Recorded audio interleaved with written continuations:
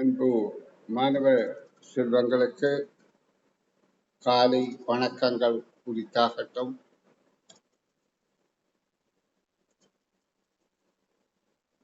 நீங்கள் தொடர்ந்து கற்கையில் ஆர்வம் செலுத்துவது மிகவும் பாராட்டத்தக்க ஒரு செயல்.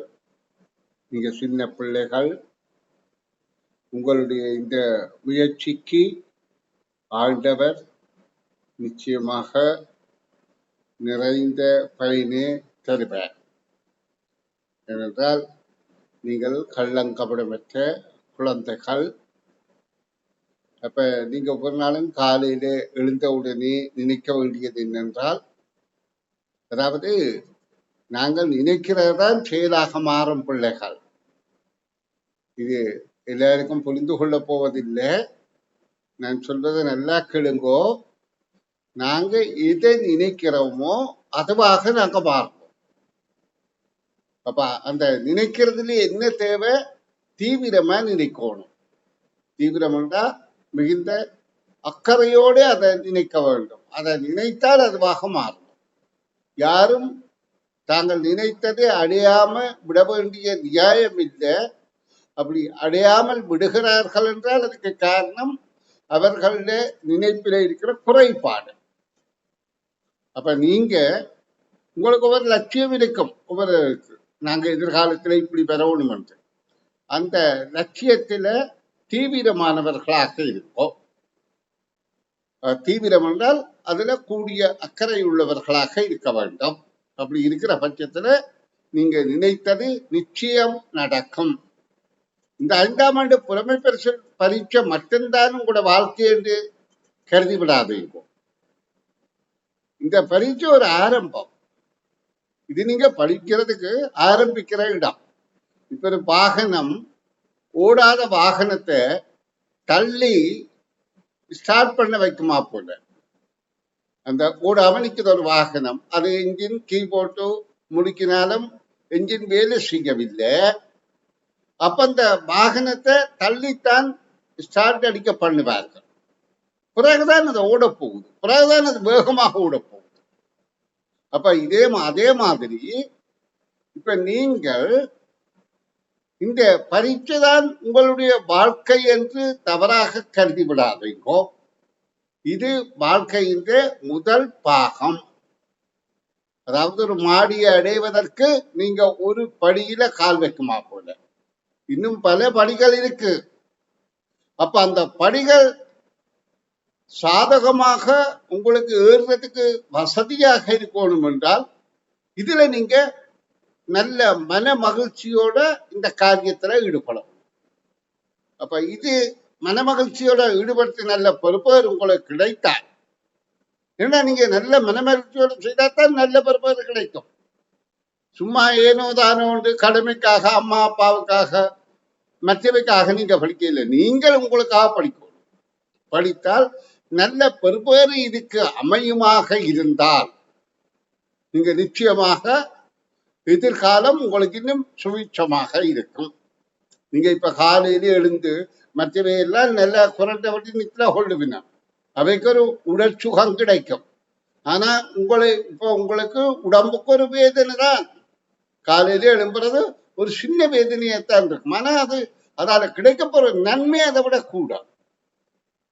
அப்ப அந்த எண்ணம், அந்த நினைப்பு உங்களை இன்னும் உற்சாகப்படுத்தும் என்பதை நீங்க உணர்ந்து கொண்டு, நாங்க வகுப்புக்கு போவோம். பிள்ளைகள் நல்ல பிள்ளைகள், மிக கவனமாக படிக்கிறீர்கள்.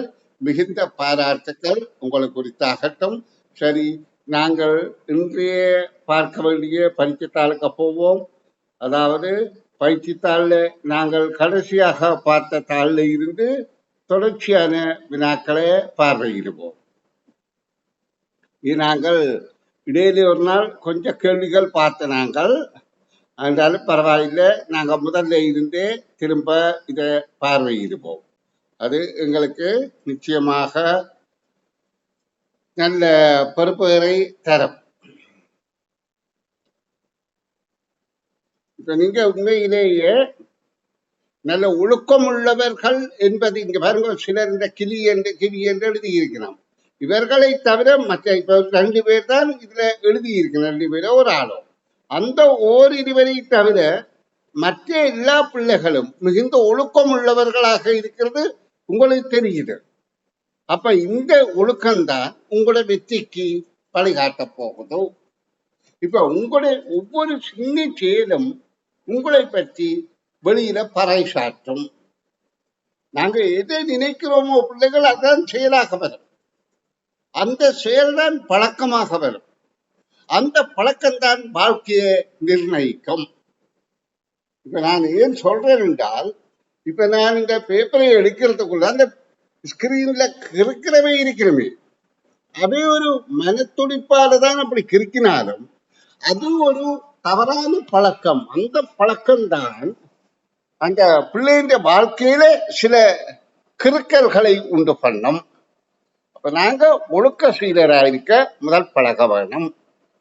சரி, பரவாயில்ல, நீங்க சின்ன பிள்ளைகள், பிளவிட்டு தான் திருந்த வேணும். இனிமேலாவது அப்படியான பழக்கங்களை கை கொள்ளாம இருந்தால், இதே மாதிரி வாழ்க்கையில எல்லா விஷயமுமே இப்படித்தான். நல்ல கெட்டிக்காரரா நீங்க வருவீர்கள் என கூறிக்கொண்டு நான் வினாவுக்க போறேன். இதுல வினாத்தாள்ல 25வது வினா, இவர்களில் ஏதோ ஒரு வகையில் சோடி சேரக்கூடியவர்கள் யாவர்? அப்ப இதுல 5 மனிதர்களின் முகங்கள் இருக்கு. அந்த முகங்கள்ல 2 பேருக்கு தலையில மயில் இருக்கு, 3 பேர் முட்டையாக இருக்கிறார்கள். மற்ற கண் மூக்கு எல்லாம் அப்படியே தான் இருக்கின்றது. காதுகள்ல சின்னதாக வித்தியாசமாக இருந்தாலும் இந்த வாய் ஒன்றுதான் கூடுதலான வித்தியாசத்தை காட்டுது. மகிழ்ச்சி, கவலை என்பத. அப்ப இதுல எது 2 சோடி என்றால் 2. அப்ப எது 2 ஒரே வகையில் இருக்குது என்று கேட்கப்படுது. அப்ப நாங்க இந்த விடையை கொண்டு இதுக்கு விடை கொடுக்கிறது, அதாவது தெரிவு செய்கிறது இன்னும் இலகுவானது. இப்ப பாருங்க, முதலாவது 1 2 சொல்லி இருக்குது, அது பொருந்தாது. ஏன்? இவருக்கு தலைமையில் இருக்கு, இவருக்கு மொட்டையாக இருக்கிறார். அப்ப இந்த விடை பொருந்தாது. 1 5 என்பது ஓரளவுக்கு பொருந்தக்கூடியதாக இருக்கின்றது. எந்த வகையில? இவருக்கு தலையில மயில் இருக்கு, இவருக்கு மயில் இருக்குது. ஆனா இவர் மகிழ்ச்சியாக இருக்கிறார், இவர் கொஞ்சம் கவலையாக இருக்கிறார். அப்ப ஓரளவுல தான் அது பொருந்தக்கூடியதாக இருக்கின்றது. இனி அப்ப நாங்க 3 5 பார்ப்போமா இருந்தால் அது பொருந்தவே நியாயம் இல்லை. அப்ப ஓரளவு பொருந்திய 2வது தான் விடை. அடுத்த வினா, கீழே உள்ள விவரங்களை வாசித்து இறுதியில் தரப்பட்டுள்ள கூற்றுக்கள் சரியானதா பிழையானதா இல்லாவிட்டால் கூற முடியாததா என்பதை தெரிவு செய்க. அதாவது கூற்றுக்கள் என்பது என்ன? அதாவது எழுத்துக்கள் சேர்ந்து சொற்கள் உருவாகும், சொற்கள் சேர்ந்து வாக்கியங்கள் உருவாகும். அந்த வாக்கியங்கள் 4 வகைப்படும்: கூற்று வாக்கியம், ஏவல் வாக்கியம், வினா வாக்கியம், மெய்ப்பாட்டு வாக்கியம். கூற்று வாக்கியம் என்பது தகவல்களை கூறுவது. ஏவல் வாக்கியம் என்பது கட்டளை இடுவது. வினா வாக்கியம் என்பது கேள்வி கேட்பது. மெய்ப்பாட்டு வாக்கியம் என்பது உணர்ச்சிகளை வெளிப்படுத்துவது. இப்ப இது கூற்று வாக்கியம், தகவல்களை கூறுகின்றது. அப்ப இதுல கூற்று வாக்கியத்தை வாசித்து சரி பிழை கூற முடியாது என்பதை நாங்க தெரிவு செய்யணும். அந்த வாக்கியத்துல உள்ள கருத்துக்களை புரிந்து கொண்டு கேட்கப்பட்ட வினாக்களுக்கு விடை, அந்த கேட்கப்பட தரப்பட்ட தரவுகள் சரி அல்லது பிழை அல்லது கூற முடியாது என்பதை சொல்ல வேண்டும். சரி, பார்ப்போம். எமது பாடசாலை ஆரம்ப மணி அடிப்பதற்கு மாணவ தலைவன் அகிலன் சென்று கொண்டிருந்தார். அவங்கள பாடசாலை ஆரம்பிப்பதற்காக அடிக்கின்ற மணியை அடிப்பதற்காக அகிலன் மணி இருக்கிற இடம் நோக்கி சென்று கொண்டிருக்கிறான். அதிபர் காலை கூட்டத்தில் ஆற்ற வேண்டிய உரியை தயாரித்துக் கொண்டிருந்தார். அதிபர் காலையில கூட்டம் நடைபெற்ற பிறகு அந்த கூட்டத்துல, காலை கூட்டம் என்றால் காலையிலே இது பெரும்பாலும் வெள்ளிக்கிழமைகள்ல நடைபெறுவது வழக்கம். ஏனென்றால் எல்லா மதத்துக்கும் வெள்ளிக்கிழமை ஒரு புனிதமான நாளாக கருதப்படுகிறது. அப்ப இந்த வெள்ளிக்கிழமை தினத்துல காலை பொழுதுல அந்த மதத்துக்குரிய ஒரு பிரார்த்தனை நடைபெற்ற பிறகு அதிபர் உரையாற்றுவது வழக்கம். என்னத்துக்காக? அதிபர் வார வாரம் மாணவர்களுக்கு அந்த வாரத்தில் நடைபெற்ற நிகழ்ச்சிகளும் அதுகளை பற்றி நல்லது கெட்டதையும் அத்தோடு மாணவர்களை உற்சாகப்படுத்துவதற்காகவும் அதிபர் பேசுவார். அப்ப அந்த பேச்சு மாணவர்களுக்கு மிகுந்த உற்சாகத்தை தரும். ஏனென்றால் எப்படி எங்கட குடும்பம் ஒரு முக்கியத்துவமோ அதே போல எங்கட பாடசாலையும் எங்களுக்கு முக்கியத்துவம். நாங்கள் ஒரு சமூகத்தோட உறவாடி கொண்டிருக்கின்றோம். சரி, அப்ப அதிபர் காலை கூட்டத்தில் ஆற்ற வேண்டிய உரியை தயாரித்துக் கொண்டிருந்தார். மாணவர்கள் வகுப்பறைகள் நோக்கி அவசரமாக சென்று கொண்டிருந்தார்கள். அப்ப அந்த காலை கூட்டம் பாடசாலை ஆரம்பித்து காலை கூட்டம் பிற்பாடுதான் நடைபெறும். இப்பொழுதுதான் பாடசாலை ஆரம்பிக்க போகின்றது. அப்ப மாணவர்கள் அந்த ஆரம்ப மணி அளிப்பதற்குள்ள வகுப்பறைக்கு போயிடணும் என்பதற்காக அவசரமாக வகுப்பறைகளை நோக்கி சென்று கொண்டிருந்தார்கள். அப்ப இதுல வாக்கியங்களை பாருங்க, இதெல்லாம் நிகழ்கால வாக்கியம். இனி இந்த கூட்டு வாக்கியத்துல கேள்விகளுக்கு போவோம். அதிபர் ஆரம்ப மணியை அடித்தார் என்று சொல்லப்படுகின்றது. இது சரியா பிழையா கூற முடியாதா என்றால், நாங்க இதுல தலைப்பட்ட கூற்றுக்கொள்ள பார்க்கிறோம். அகிலந்தான் ஆரம்ப மணி அடிக்க போறான். அப்ப அதிபர் அடித்தார் என்பது பிழையான கூற்று, பிழை. அன்றைய காலை கூட்டத்தில் அதிபர் பேசின என்பது இங்க அதிபர் உரை தயாரித்துக் கொண்டிருந்திருக்கிறார். பேச வேண்டிய உரையை தயாரித்துக் கொண்டிருந்தபடியால் அது பொருத்தமானது, சரி என கருதலாம். பாடசாலை மணி அதிபர் காரியாலயத்தில் உள்ளது. இங்க பந்தியில அப்படியாக ஒரு இடத்துல குறித்து சொல்லாதபடியால் அது கூற முடியாதது. நன்ற மாணவ செல்வங்களே, தொடர்ச்சியாக நாங்கள் அடுத்த வினாவை பார்ப்போம். இது அடங்கல் சார்பான வினா. அடங்கல் என்றால் ஒரு விடயத்துக்கு இன்னொரு விடயம் அடங்கி இருத்தல். இதுல 3 வடிவங்கள் இருக்கின்றது: முக்கோணம், வட்டம், சதுரம். அவை மூன்றும் இங்க நாங்க வினாவை பார்க்க தெரியுது 3 வகை உணவுகளை குறிக்கின்றது. அப்ப அது தனியாக தராம நீங்கள் இதை ஊகித்து புரிந்து கொள்ள வேண்டும் என்று அவர்கள் எதிர்பார்க்கிறார்கள். 3 வகை உணவுகளை உண்பவர்கள் எத்தனை பேர் என்று கேட்கப்படுது. அப்ப இந்த 3 வடிவங்கள் ஒன்றுக்கு ஒன்று சேர்ந்ததாக இருக்கிறது எத்தனை பேர் என்று நாங்கள் காண்பதற்கு இந்த வெளிப்படுத்த நன்றாக உற்று பார்த்தா தெரிகின்றது. இந்த 8 தான் 3 வடிவங்களுக்கும் அடங்கி இருக்கின்றது. இது வட்டத்துக்கே அடங்கி இருக்கின்றது, முக்கோணத்துக்கே அடங்கி இருக்கின்றது, சதுரத்துக்கே அடங்கி இருக்கின்றது. அப்ப இந்த ஒவ்வொரு வடிவமும் ஒவ்வொரு வகை உணவை குறிக்குது. அப்ப இந்த 3 வகை உணவையும் சாப்பிட்டவர்கள் இந்த 8 பேரும். கருத்து விளங்கினால் சரி. இவர்களில் குறைவான, அப்ப 8 என்பது 2வது விடை. இவர்களில் குறைவானவர்கள் உண்ணும் உணவை குறிக்கும் வடிவம் இது. அப்ப இதுல 3 வடிவத்துல அவர்கள் உண்ணுகின்ற எண்ணிக்கைகள் அவையவே. இப்ப பாருங்க, இந்த வட்டம் என்பது ஒரு வகை உணவு. அது சைவ உணவாக இருக்கலாம், அசைவ உணவாக இருக்கலாம், அல்லது திரவ உணவாக இருக்கலாம். அப்ப இந்த உணவுகள்ல இந்த வட்டம் என்பதுக்குள்ள 1 ஆக அந்த வட்டத்துக்குரிய உணவைத்தான் சாப்பிடுகிறார்.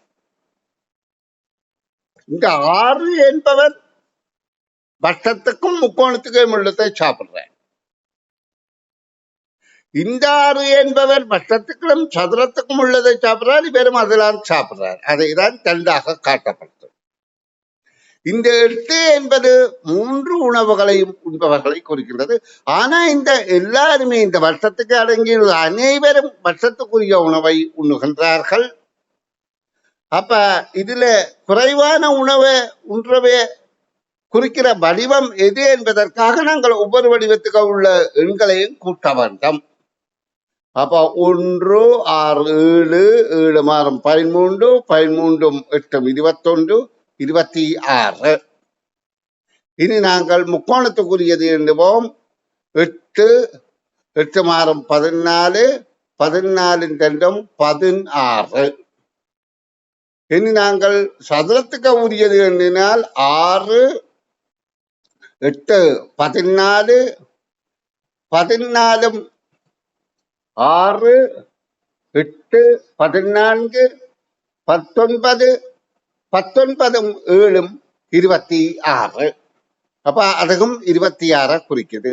அப்ப குறைவான உணவை உண்ணுகின்றவர்கள் எந்த வடிவத்துக்கு இருக்கிறார்கள்? முக்கோணம். அப்ப கேள்விக்கான விடை முக்கோணம். இனி நாங்கள் அடுத்த வினாவை பார்ப்போம். இதுல குறியீடுகள் வடிவங்கள் தரப்பட்டு ஒரு கணிப்பு செய்யப்பட்டு அந்த அதாவது வடிவங்களோட பெருமானங்கள் கூட்டப்பட்டு வலது புறத்துல தரப்பட்டிருக்கின்றது. இதன்படி இந்த வினாக்குறியீடு இடத்துல வரவேண்டிய வடிவம் எது என்று இந்த 3 விடைகள்ல ஒன்றை தெரிவு செய்யணும். அப்ப நாங்க இதுல என்ன செய்யணும் என்றால், இதுல பெருமானம் உள்ளது இந்த 3ம் கூட்டப்பட்டதுக்கு இருக்கின்றது.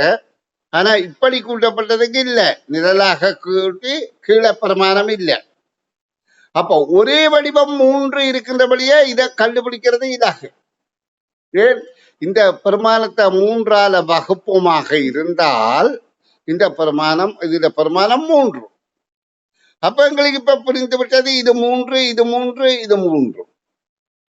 3 அதாவது 9 3ஆல வகுத்தா 3. அப்ப 3 3ஆல பெருக்கினால் 3. பெருக்கிற என்பது வகுத்தலுக்கு எதிர்க்கு.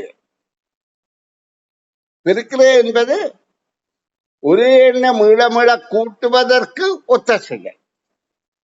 அதாவது ஒரு எண்ணை மீள மீள கூட்டுவதுதான் பெருக்கல். ஒரு எண்ணை மீள மீள கழிப்பதுதான் வகுத்தல். அப்ப உண்மையிலேயே கழிப்பில கூட்டல் கழித்தல் 2 தான் செயற்பாடு. அதாவது கூட்டுவதும் கழிப்பது 2 தான் செயற்பாடு. ஒரு எண்ணை மீள மீள கூட்டினால் அது பெருக்கல். அது மீள மீள கழிக்கப்படுகின்ற போது அது வகுத்தல். அப்ப அந்த குறியீடுகளுக்கு கூடிய ஒரு பொருத்தமாக இருக்கின்றது.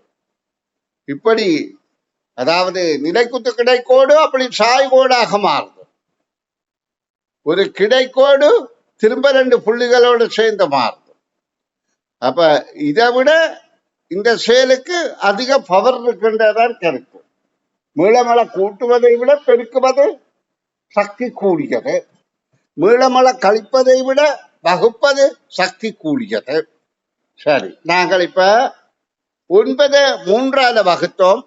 அப்ப இதுன்ற பெருமானம் 3, இதுன்ற பெருமானம் 3, இதுன்ற பெருமானம். அப்ப இவற்றுக்கும் அந்த பெருமானங்களை நாங்க போட்டு விட்டோமா இருந்தால் இப்ப எங்களுக்கு இந்த பெருமானத்தை கொண்டு இதை கண்டுபிடிக்க கூடியதாக இருக்குது. ஏன் 8லே 6 போனால் 2. அப்ப சதுரத்தின் பெருமானம் 2. இப்ப எங்களுக்கு இந்த 2ஐயும் கூட்டினால் 5. 6லே 5 போனால் 1. அப்ப இந்த இதற்குரிய பெருமானம் 1 என்பதை தெரிகின்றது. அப்ப 1 என்பதற்கு இதில் எந்த விடையை தெரிவு செய்வதென்றால், இது ஏற்கனவே இங்க 3 என குறிக்கப்பட்டிருக்குது. இங்க பாருங்க 3. இது 2 என குறிக்கப்பட்டிருக்கு 2. அப்ப இதை தவிர்த்த வேறு ஒரு வடிவம் என்றால் இதைத்தான் நாங்கள் ஒன்றாக கருதலாம். சரி பிள்ளைகள், நாங்கள் அடுத்த வினாவை பார்வையிடுவோம். அடுத்த வினா, அடைப்பில் உள்ள குறியீடுகளை குறிக்கும் எண்கள் மேலிருந்து கீழாக பெருக்கப்படுவதுடன் இடமிருந்து பலமாக கூட்டப்படுகின்றன. இதன்படி வினாக்குறியிடத்துக்கு வரவேண்டியது யாது என்று கேட்கப்படுகின்றது. இந்த வினாக்குறிக்கு என்ன வர வேண்டும்? பரமான். இப்ப இங்க சொல்லப்பட்டிருக்கிறது எண்கள் மேலிருந்து கீழாக பெருக்கப்படுகின்றது. இங்க இருந்து இங்கே பெருக்கப்படுகின்றது. இடமிருந்து பலமாக கூட்டப்படுகின்றது. இப்ப எங்களுக்கு இதுல 3 கணிப்பை செய்வதா 2 கணிப்பை செய்வதா இலகு என்றால் 2 தான். அதிலும் ஒரே வடிவமாயிருந்தால் அது மிக இலகு. அப்ப இந்த இடத்துல பார்த்தா 2 ஒரே வடிவம். அப்ப ஒரே மீள மீள பெருக்கப்பட்டு வருவது சதுர எண். அப்ப இந்த 9 நாங்கள் எந்த எண்ணை அதே எண்ணால வகுத்தால், அதாவது பெருக்கினா அதே எண் வருமோ அதே எண்ணால வகுப்போமா இருந்தா 3 9. அப்ப இந்த பிரமாணம் 3. இதன்படி இப்ப எங்களுக்கு இது 3 என்றால் மற்றவற்றின் பிரமாணத்தை கணிக்கிறதுக்கு இப்ப இது 2 பிரமாணங்கள் எங்களுக்கு தெரியாத, அதுக்குத்தான் பிரமாணம் தரப்பட்டிருக்கு. ஆனால் இப்ப எங்களுக்கு இந்த 3ஓட தொடர்புடைய இந்த வாழைப்பழத்தின் பிரமாணத்தை தான் இலகுவாக காணக்கூடியதாக இருக்கும். ஏன்? இது மேலிருந்து கீழாக பெருக்கப்படுகிறது. அப்ப இந்த வாழைப்பழத்தின் பிரமாணம் 3 6. ஏன் நீங்க பாருங்க 6 இருக்கு. அப்ப 3 2ஆல பெருக்கினா தான் 6. அதை எப்படி கண்டுபிடிச்சாங்க? 6 3ஆல வகுக்கிற போது 2 என வருகின்றது. அப்ப இந்த வாழைப்பழத்தின் பிரமாணம் 2 என்றால் இந்த 8 2ஆல வகுத்தால் இதன் பிரமாணம் 4 என்பது எங்களுக்கு தெரிந்துவிட்டது. இப்ப எங்களுக்கு என்ன கேள்வி? இந்த 3 வடிவங்கள கூட்டுத்தொகை தான் 3 2 3 8 என்பது விடையாகும். இது ஒப்பிட்டு பார்த்து விடை காணும் ஆற்றல். இனி நான் அடுத்த வினாவுக்கு விடை காணும், அதாவது ஆற்றலை உங்களுக்கு உண்டு பண்றேன். கவனிங்கோ. வெற்றிடத்துக்கு பொருத்தமான சொல்லை தெரிவு செய்க. இதுல வாக்கியங்கள் இருக்கின்றன. இந்த வாக்கியத்தை கொண்டு வெற்றிடத்திலே என்ன சொல் எழுதப்பட வேண்டும் என நாங்கள் கண்டுபிடிக்க வேண்டும்.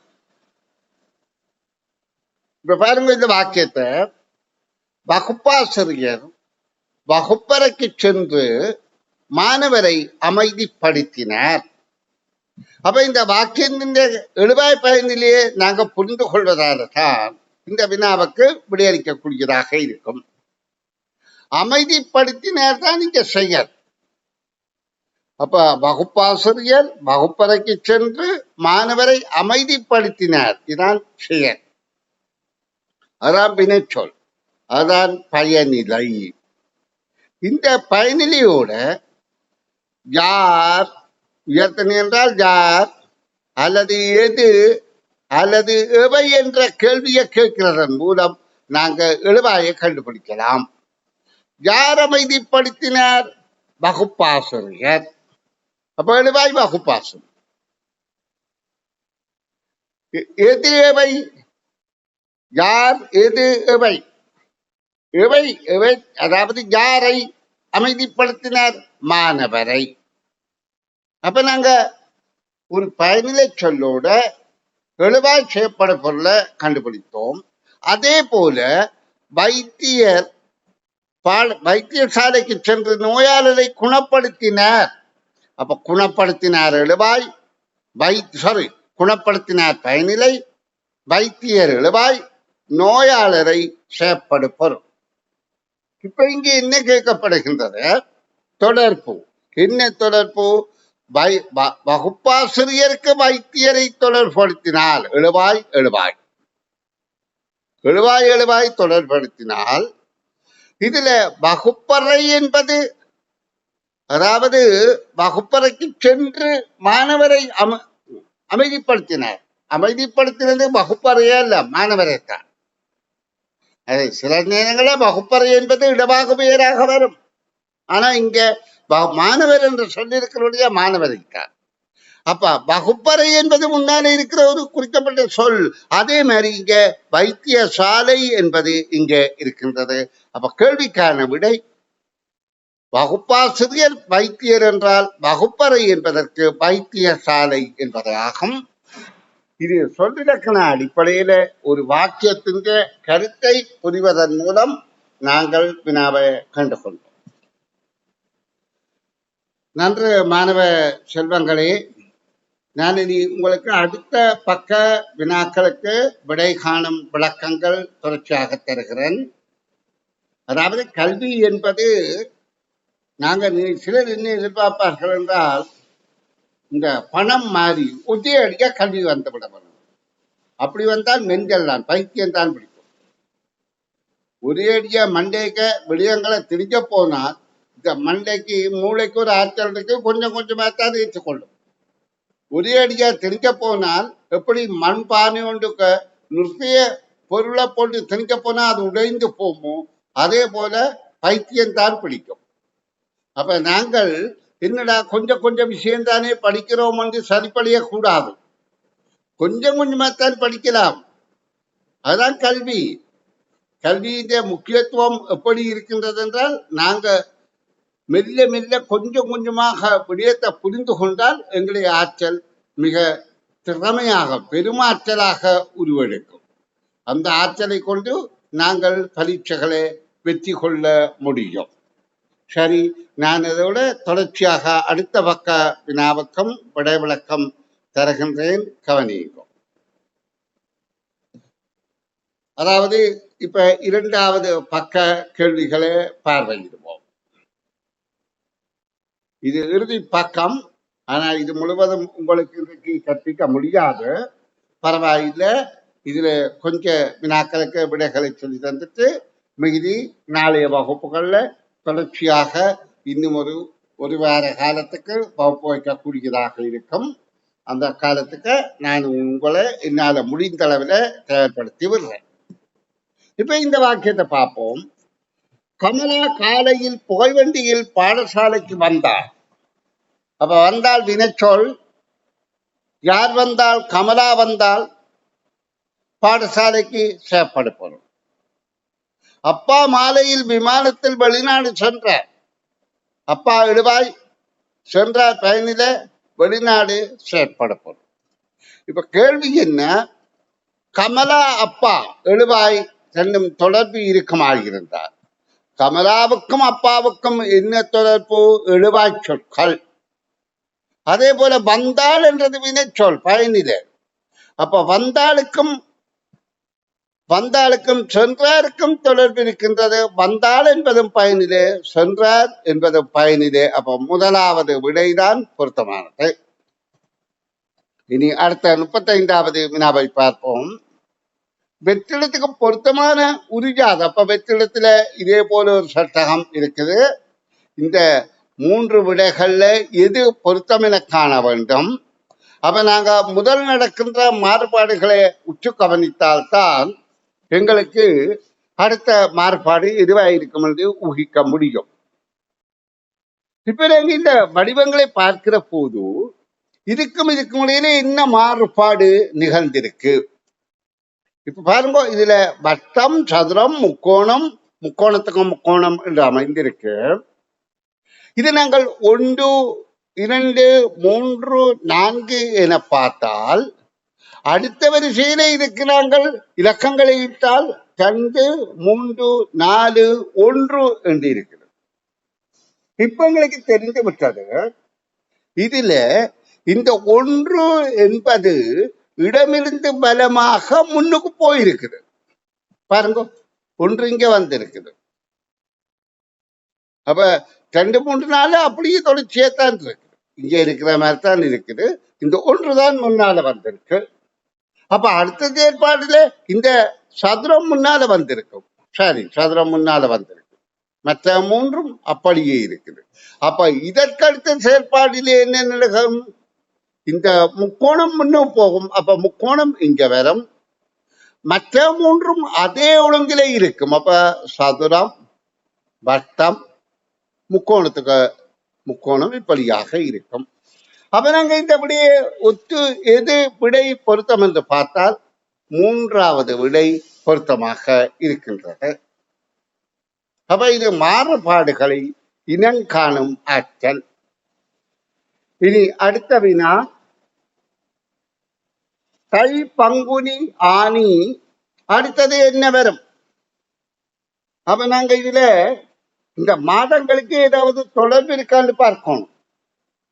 இவங்களுக்கு தை, மாசி, பங்குனி, சித்திரை என்று 12 மாதங்களும் தெரியும். அப்ப தை, மாசி, பங்குனி, சித்திரை, வைகாசி, ஆனி, இந்த 6 மாதத்துக்கு தான் இந்த வினா அடங்குது. அப்ப நாங்க பார்க்கிறோம், முதலாவது மாதம் தை. இந்த தரப்பட்ட தகவலின்படி முதலாவது மாதம் தை, மூன்றாவது மாதம் பங்குனி, அதாவது தை, மாசி, பங்குனி, 6வது மாதம் ஆனி, வைகாசி 5, ஆனி 6. அப்ப இங்க என்ன மாதிரி கூடிக்கொண்டிருக்கின்றது? அதாவது முதல் மாதத்தில இருந்து அடுத்து வருகின்ற போது ஒன்று கூடி, அதாவது இதுல ஒன்று கூடி 3 வந்திருக்கு, ஒன்று கூடி அடுத்தது வந்திருக்கு. இங்கே இதே மாதிரி இதோட 2 கூடி அடுத்தது வந்திருக்கு. அப்ப இதற்கு அடுத்ததாக வரணும் என்றால் 3 கூடி அடுத்தது வரும். அப்ப நாங்க அந்த மாதத்தை கண்டுபிடிக்கிறதுக்கு இப்ப 12 மாதம் இருக்குது. அப்ப நாங்க 6 மாதம் பார்த்துட்டோம். ஆனி, அடுத்தது ஆடி, அடுத்தது ஆவணி, அடுத்தது புரட்டாதி. இப்ப 6, 7, 8, 9.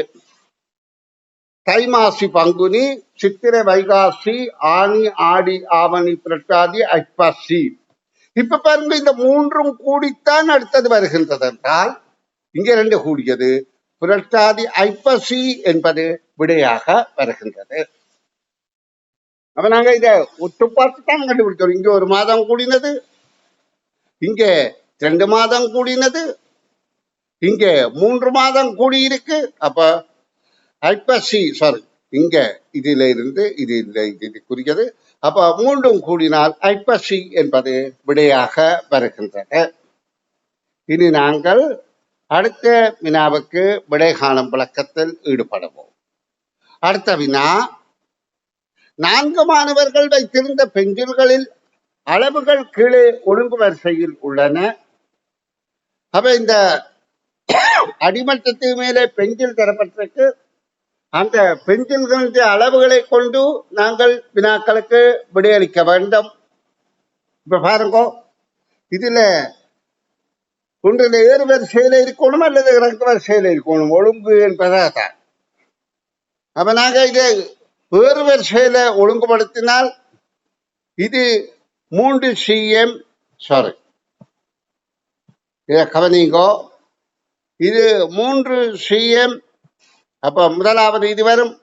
அடுத்தது இது 4 cm பென்சில் அளவு, இது 5 cm, இது 7 cm என கருதுவோம், அல்ல 8 cm என கருதலாம். 7க்கு மேல வந்திருக்கு நேர் புன. சரி, இப்ப நாங்கள் இதில் ஏறு வரிசையில ஒழுங்குபடுத்தின பிறகு இதன்படி பேரொழுங்க பார்த்தால் கமலன், அடுத்தது உருத்திரன் பெறுது. அப்ப இது பொருந்தாது.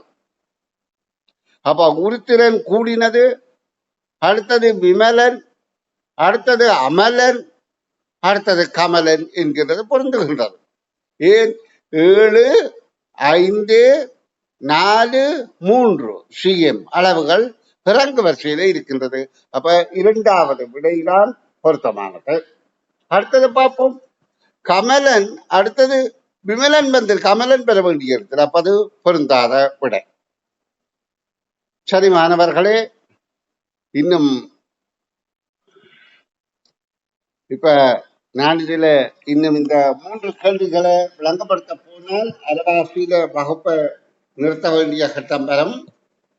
அப்ப நான் உங்களை இதோட இந்த வகுப்பை நிறைவு செய்து கொண்டு நாளைய வகுப்பில் மிகுதியை கற்பிக்கிறேன். காலை மாலை இருவேளையும் நீங்க கற்கிறீர்கள். அரை மணி நேரம் கற்கிறது உங்களுக்கு நிச்சயமாக நல்ல பெறுவீர்கள். உற்சாகமாக இருங்கள், சந்தோஷமாக இருங்கள், ஆரோக்கியமாக இருங்கள். நீங்க மிகுந்த ஆர்வத்தோட கற்றால் உங்களுக்கு பரீட்சை மிக இலகுவாக அமைந்துவிடும். பரீட்சை யாருக்கு கஷ்டம் என்று சொன்னால் சோம்பர்களுக்குத்தான். இப்ப பாருங்க, இந்த வகுப்புல ஆரம்ப கட்டத்துல 100 பேர் வந்தார்கள். வர வர இப்ப கணக்காத்தான் இருக்கிறார்கள். அப்ப எல்லாரும் திறமசாலியா இருக்கும் என்று நாங்கள் எதிர்பார்க்க முடியாது. இது அவர்களுக்கு ஒரு சுதந்திரமா அளித்து வகுப்புல அணைக்கின்ற வகுப்பு. இப்ப அவ கண்டிப்பாத்தான் பெற வேணும் என்று சொன்னால் பாடசாலைக்கு ஒரு பயத்துல கண்டிப்புக்காக போவார்கள். அப்ப அவர்கள் கண்டிப்பாக போனாலும் அங்க படிக்கவா போறார்கள்? இப்படிப்பட்டவர்கள் படிக்க மாட்டார்கள். அப்ப இப்படியாக மேலதிகமாக நடத்துற இந்த பிரத்யேக வகுப்புகளை பயன்படுத்துறது கூட உங்களுடைய ஆற்றலாக இருக்கும். சில வேளை இன்டர்நெட் பிரச்சனைகள், எத்தனையோ பிரச்சனைகள் இருக்கும், பண பிரச்சனைகள், இதற்கு ஓரளவு செலவு செய்ய வேண்டி இருக்குது. அப்ப அந்த மாதிரி பிரச்சனைகளும் சிலருக்கு இருக்கலாம். என்றாலும் நாங்கள் இதற்காக ஓரளவு நாங்கள் செலவு செய்து இதுல ஈடுபடுவோமா இருந்தால் நல்ல பெறுபேறு நாங்கள் பெற முடியும். எதிர்காலம் சிறப்பாக அமையும் என கூறி நான் வகுப்பை நிறைவு